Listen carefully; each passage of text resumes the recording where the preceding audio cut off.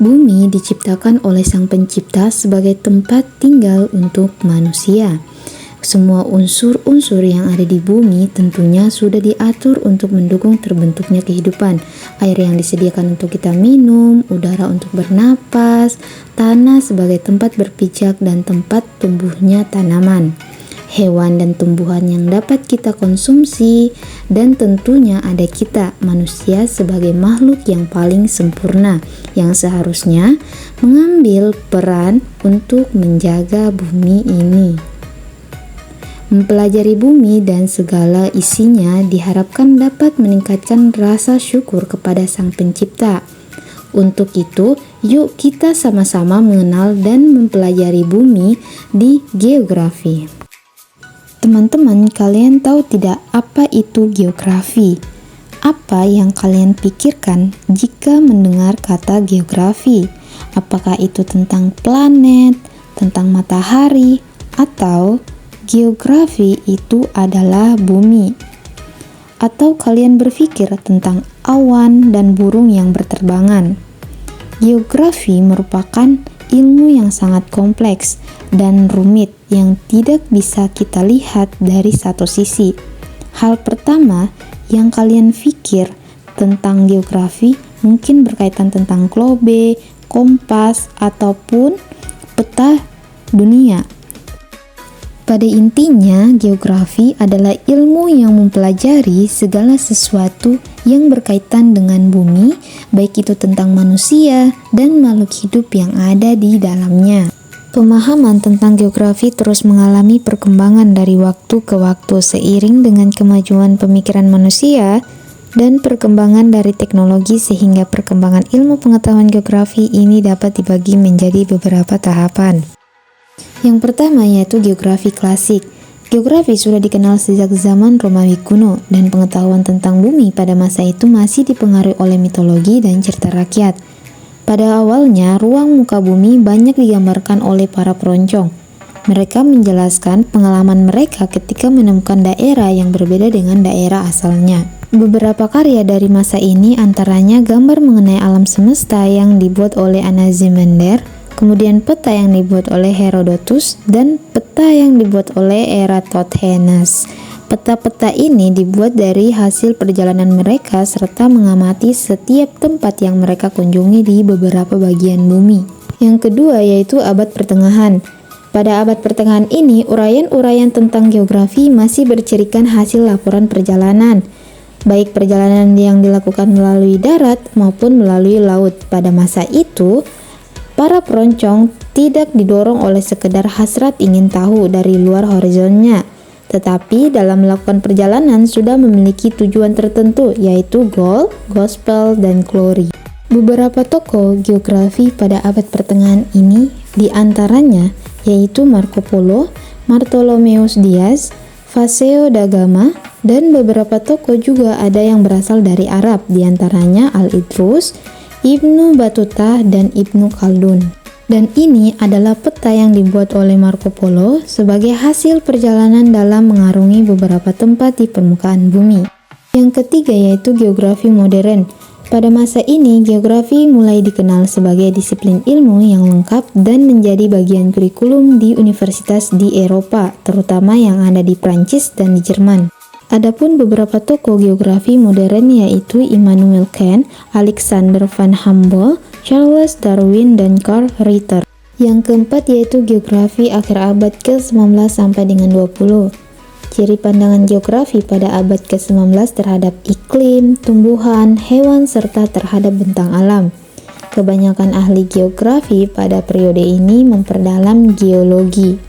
Beberapa tokoh geografi pada masa ini diantaranya yaitu Friedrich Russell, Ellsworth Huntington, Ferdinand von Richthofen, serta Paul Fidel de la Blaze. Yang terakhir yaitu geografi mutakhir. Perkembangan geografi saat ini lebih mengarah pada upaya pemecahan masalah yang dihadapi oleh manusia. Geografi tidak bisa lepas dari ilmu lainnya dan menggunakan metode kuantitatif dan piranti komputer dalam penyelidikannya. Tokoh pada geografi mutakhir yaitu Wrigley dan Peter Haggard. Objek studi geografi. Jenis objek geografi dibagi menjadi dua, yaitu objek material dan objek formal. Objek material yaitu objek geografi yang berkaitan dengan substansi materi yang dikaji, sedangkan objek formal yaitu objek geografi yang berkaitan dengan pendekatan atau cara pandang yang digunakan untuk menganalisis substansi materi. Objek material geografi dibagi menjadi 5, yaitu litosfer, atmosfer, hidrosfer, biosfer, dan antroposfer. Litosfer yaitu lapisan batuan yang menyusun kulit bumi, misalnya daratan tinggi, daratan rendah, dan lapisan tanah. Atmosfer yaitu lapisan udara yang ada di sekitar kita, misalnya hujan, awan, dan angin. Hidrosfer yaitu lapisan air yang ada di bumi, misalnya sungai dan laut. Biosfer yaitu lapisan kehidupan flora dan fauna. Antroposfer yaitu lapisan manusia dan semua aspek kehidupannya. Objek formal geografi. Objek formal geografi menurut Peter Henggot terbagi menjadi 3, yaitu pendekatan ke ruangan atau pendekatan spasial, pendekatan ke lingkungan atau pendekatan ekologi, dan pendekatan kewilayahan atau pendekatan kompleks wilayah. Aspek geografi dibagi menjadi 2, yaitu aspek fisik dan aspek non-fisik. Aspek fisik sendiri yaitu mengkaji tentang alam, sedangkan aspek non-fisik mengkaji tentang manusia. Aspek fisik geografi yaitu topologi, abiotik, dan biotik. Topologi yaitu aspek terkait bentuk muka bumi, lokasi, dan wilayah. Abiotik yaitu aspek terkait benda mati seperti tanah, air, dan udara, sedangkan biotik yaitu aspek terkait makhluk hidup yaitu flora dan fauna. Aspek non-fisik dibagi menjadi 3, yaitu kebudayaan yang merupakan budaya khas suatu daerah, ekonomi yaitu potensi ekonomi suatu wilayah, sedangkan penduduk yaitu dinamika kependudukan di suatu wilayah. Ruang lingkup geografi. Ruang lingkup geografi sangat luas, meliputi kehidupan di muka bumi, di ruang angkasa, berbagai gejala alam serta interaksi antar manusia dan lingkungan dalam konteks keruangan dan kewilayahan. Pengetahuan mengenai gejala alam dan kehidupan di muka bumi disebut dengan gejala geosfer. Dalam hal ini, geografi akan mempelajari penyebab terjadinya dan menjelaskan mengapa dan bagaimana terjadinya. Secara garis besar, ilmu geografi terbagi menjadi 2 bagian besar, yaitu geografi fisik dan geografi sosial. Gabungan antara geografi fisik dan geografi sosial terjadi geografi regional. Geografi fisik yaitu bagian ilmu geografi yang mempelajari tentang semua peristiwa di muka bumi, baik di darat, laut, udara, maupun luar angkasa, beserta penyebab terjadinya. Geografi sosial. Geografi sosial adalah bagian dari ilmu geografi yang mempelajari tentang interaksi antar manusia. Geografi regional yaitu ilmu yang mempelajari tentang perwilayahan dari negara-negara yang ada.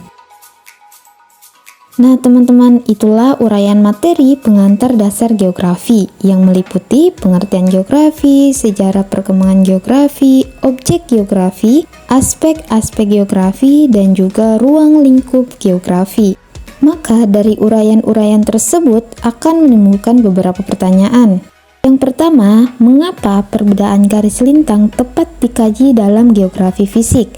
Jawabannya, karena garis lintang memengaruhi variasi iklim, suhu, dan intensitas sinar matahari yang diterima oleh permukaan bumi.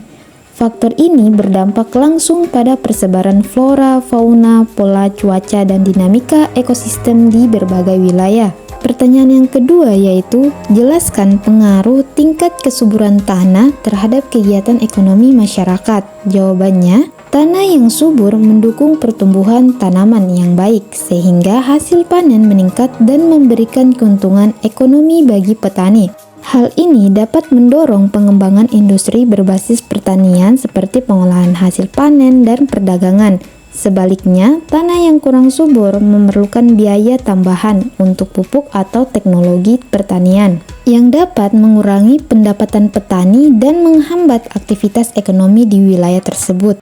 Pertanyaan yang ketiga yaitu identifikasi perbedaan antara aspek sosial dan aspek budaya. Jawabannya, aspek sosial berfokus pada manusia, pola penyebarannya dalam ruang, dan ketertarikannya dengan lingkungan. Sedangkan aspek budaya yaitu mengacu pada atribut mendasar suatu masyarakat seperti bahasa, norma, dan nilai yang membentuk komunikasi, perilaku, dan identitas dalam suatu komunitas.